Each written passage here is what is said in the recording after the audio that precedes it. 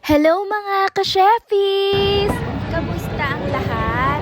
At ito na nga ang experience ko sa Bida sa Arena. Kasama ko ang ate ko, si Ate Ivy, and kasama ko rin ang isa sa mga Sheffie. Hello kay Heidi! At ang start po nito, naglupang hinirang, and then kumanta si na Ate Klang at saka si Julian. Yan na nga, ini-introduce na lahat ng players, including Dustin Yu. Tignan ang talon ng number 1 cheerleader ni Dustin Yu, Bianca De Vera. At ito na nga, magsa-start na nga ang game. So, ayan, nag-warm up na po si Dustin. And kasama siya sa starting 5.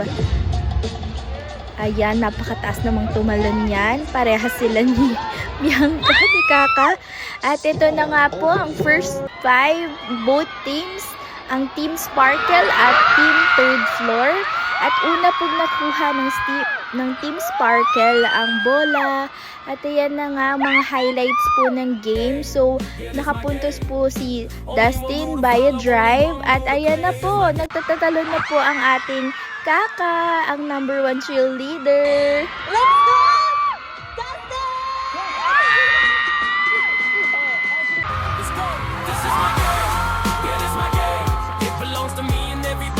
At isang sa mga highlights din po ay ang slam dunk ni Anthony at ang kanyang half court o Hail Mary shot. Grabe, alam nyo ba? Hindi ko sure kung may nakagawa na rin ito before dito sa Philippine basketball. Pero wow talaga. Pero dati may nakita na rin akong clips ng reels ni Anthony na nag-half court shot siya. Pero iba pala talaga pag reel. Nagulat talagang lahat.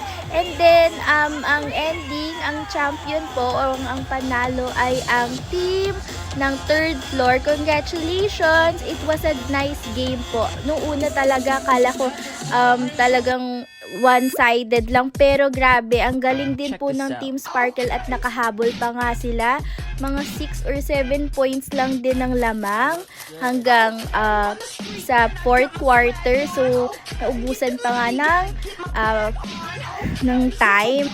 At alam nyo ba, may part 2 pa to sa Cebu naman. Next, ang Bida sa Cebu. Siguro yan ang title. Next time, Sheffy!